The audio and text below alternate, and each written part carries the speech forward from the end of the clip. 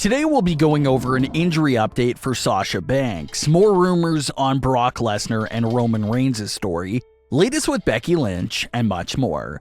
Let's start things off with some unfortunate news coming from a recent WWE live event. Fans in attendance noticed that Sasha Banks was legitimately hurt during her match. The referee threw up the dreaded X signal to the back, and if you know what that means, then you already know that it's never a good thing. The referee throwing the X with their arms is a way of signifying to everyone backstage that a superstar is legitimately injured. Not a storyline related injury, not selling the outcome of the match, but that symbol means they are hurt for real. So that's what the referee did for Sasha Banks when she went down during this live event show.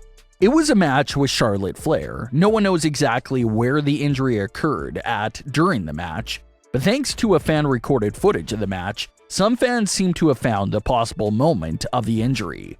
Charlotte seemed to be dropping Sasha for a backbreaker sort of move, but Sasha's leg got caught under and her ankle also seemed to have rolled in a bad direction, telling from the footage. Sasha stayed down on the mat while the referee threw up the X. Medical staff came out and assisted in walking Sasha to the back.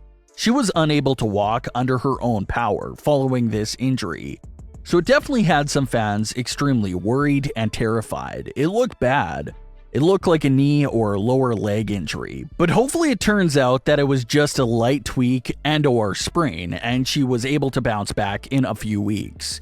Everyone is expecting a massive 2022 for Sasha Banks, and the last thing anyone would want to see is a freak injury like this. Sasha did take to Twitter to address the injury scare and provided an update to how she was doing. Sasha took to Twitter and had this to say, quote, "I'm good. Thank you for the love always," end quote.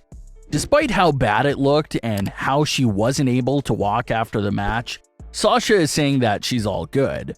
So that's great to hear. Looks like it was just an injury scare.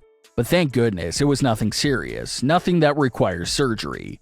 Hopefully we see Sasha Banks back in action soon as she recovers from this minor injury.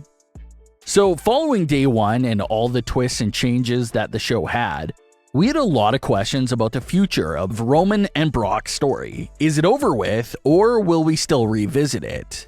Well, new reports have come out over these last few days that seem to be teasing what's next for the story.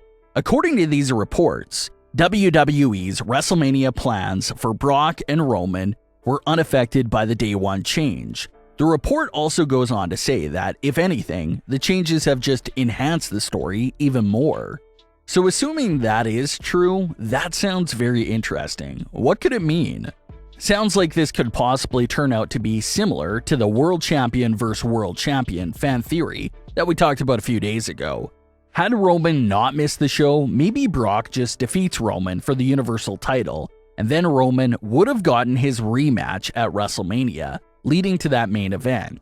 But now, with Brock Lesnar as WWE Champion and Roman Reigns still as Universal Champion, there may be even more hype and anticipation for them to cross paths again. We also never got the payoff for Paul Heyman's story, so that's something they could use again in this WrestleMania meeting. If a unification, winner-takes-all sort of match is what they're planning, maybe it'll look similar to WrestleMania 35's main event, where you had both women's champions and the Royal Rumble winner in that main event match, where everything was on the line. So same thing here, it would be Brock, Roman, and whoever the Royal Rumble winner would be in this massive WrestleMania main event match. That sort of mirrors what they did in 2019 with Charlotte, Becky, and Ronda. Last time there was a unified WWE World Champion was actually with Brock Lesnar himself in 2014. Brock was the last superstar to hold both titles before WWE unified both titles into one the following night on Raw. So you're talking about 8 years since we've seen a dual world champion. That would be a massive and historic WrestleMania main event, no doubt about that. And whoever the winner of that match may be, maybe it'll be similar to what we saw with Becky Lynch in 2019. Maybe they'll walk around with both titles for a bit, drop one of the titles, and then still keep the other title. Exactly like Becky's reign. Becky's dual reign was pretty short-lived, but she did hold on to that Raw Women's title after that WrestleMania main event, all the way until her pregnancy announcement. So maybe WWE would have something special here if they decided to go into this direction. Build up this massive main event to crown a unified champion, and then that one champion can start appearing on both Raw and SmackDown since they have both titles. So like the report said, this entire Day 1 cancellation may have been a blessing in disguise and actually enhances the WrestleMania story. Instead of it just being another generic rematch for the Universal title, now it's this massive match for both world titles in WWE. So things are getting very interesting here with this story. Roman and Brock may stay apart over these next few weeks here, but if all these fan theories and rumors are true, they're on another collision course to meet again in arguably their biggest match so far. The Becky Lynch and Ric Flair story once again has a small update to it. Everyone knows about the ongoing rivalry between Ric Flair and Becky Lynch over the rights to the nickname The Man. Becky said that she'll ignore everything Ric Flair says from now on, but Becky sent off a cheeky subliminal shot towards Ric Flair on Twitter after Day 1. The Migos were a special guest for the Day 1 event and made an appearance during the show. Becky Lynch posted a picture with Migos and said, quote, "Next song is Big Time Drip," end quote. Now, to understand that comment here, Migos member Offset had a big song titled Ric Flair Drip. It was a catchy hit track that even featured Ric Flair in the music video himself. The song was even featured in WWE 2K's soundtrack that year. So Becky was taking a little shot there at Rick by saying that Migos would be making a song about her too.